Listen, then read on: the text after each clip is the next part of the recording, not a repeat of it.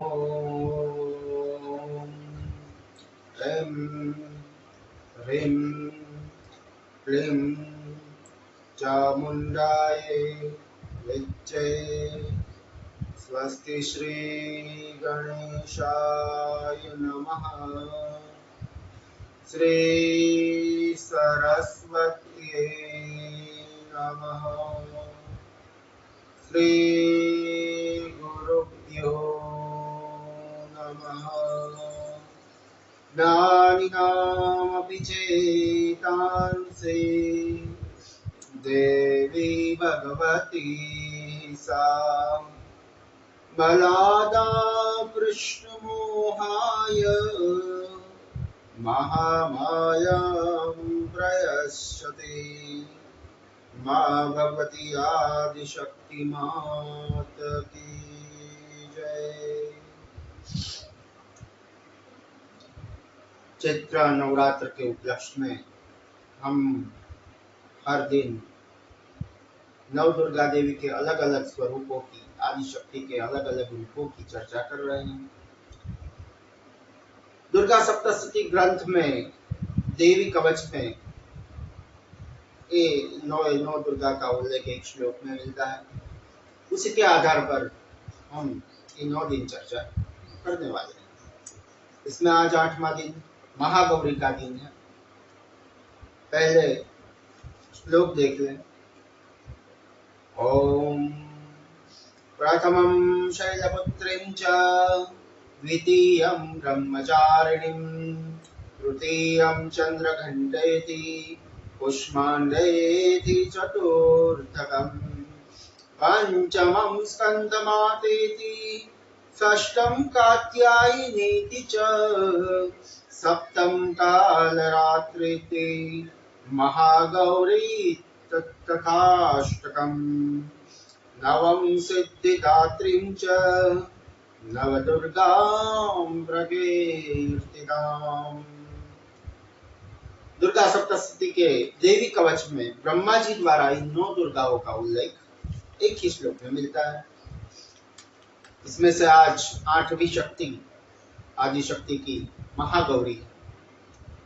ओम महागौरी देव्यै नमो नमः। आदिशक्ति की 8वीं शक्ति का नाम महागौरी। नवरात्र के 8वें दिन महागौरी की पूजा उपासना की जाती है। नवरात्र में 8वें दिन महागौरी की पूजा करनी चाहिए। कैसी है? ध्यान मंत्र बताया। श्वेते रुषे समारूढ़ां श्वेतांबरधरा शुचि महागौरी शुभं दंदा महादेवं प्रमोददाम्। नाम से ही गौरी यानी गौर वर्ण वाली, नाम से ही प्रकट होता है कि इनका रूप पूर्णतः गौर वर्ण है। इनकी उपमा शंख, चंद्र और बुध के फूल के समान गिन सकते हैं। शंख के समान गौरी है इसलिए गौरी। अष्टवर्षा भवेत गौरी यानी उनकी आयु 8 वर्ष की मानी गई है, क्योंकि ये जो शैलपुत्री है, जो तप करने हेतु जा रही है, वो 8 साल की है। यही है गौरी। इनकी उम्र 8 साल की मानी गई है। इनके सभी आभूषण और वस्त्र श्वेत है, इसलिए उन्हें श्वेतांबरा धरा कहा गया है। चतुर्भुज है, 4 भुजा वाली। वाहन वृषभ है, इसलिए वृषारूढ़ा भी कही गई है।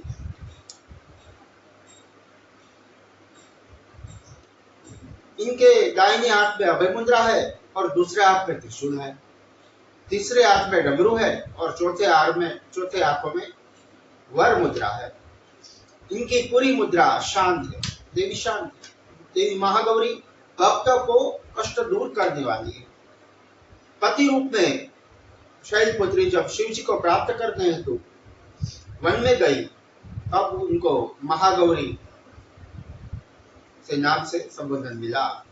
कठोर तपस्या की थी, इसी कारण शैलपुत्री ने कठोर तपस्या की, इसी कारण से इनका शरीर काला पड़ गया।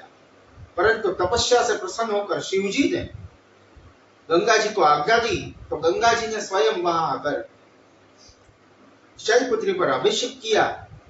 इनका रूप जो काला हुआ था और गोरा बन गया, गौर वर्णा बनी, इसलिए इसको महागौरी कहा जाता है। यह अमोघ फलदायिनी है और इनकी पूजा से भक्तों की तमाम कलमश धुल जाते हैं, पूर्व संचित पाप भी नष्ट हो जाते हैं। महागौरी का पूजन और आराधना दोनों ही कल्याणकारी है। इनकी कृपा से अलौकिक सिद्धियां भी प्राप्त होती है। एक और मान्यता के अनुसार जब जंगल में तप कर रही थी शैलपुत्री, तब एक सिंह उसके पास भोजन के तलाश में वहां पहुंचा। देवी उमा शैलपुत्री तपस्या कर रही थी। देवी को देखकर सिंह की भूख बढ़ गई, परंतु वह देवी के तपस्या से उठने का प्रतीक्षा करता रहा, वहीं बैठ गया। इसी प्रतीक्षा में वह काफी कमजोर हो गया सिंह। जब देवी तप से उठी तो सिंह की दशा देखकर उन्हें उस सिंह पर दया आ गई।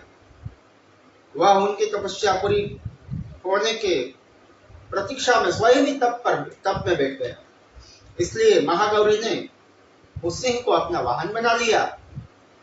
कहते हैं कि जो भी स्त्री माँ गौरी की पूजा भक्ति भाव सहित करती है, उनके सुहाग की रक्षा महागौरी स्वयं करती है, आदिशक्ति स्वयं करती है।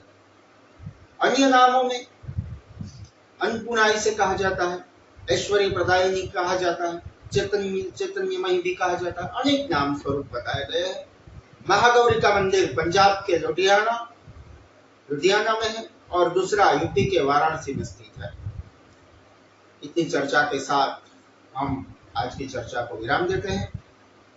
मिलते हैं आखिरी दिन सिद्धिदात्री के साथ, तब तक के लिए ओम महागौरिये नमो नमः। ओम नमः शिवाय।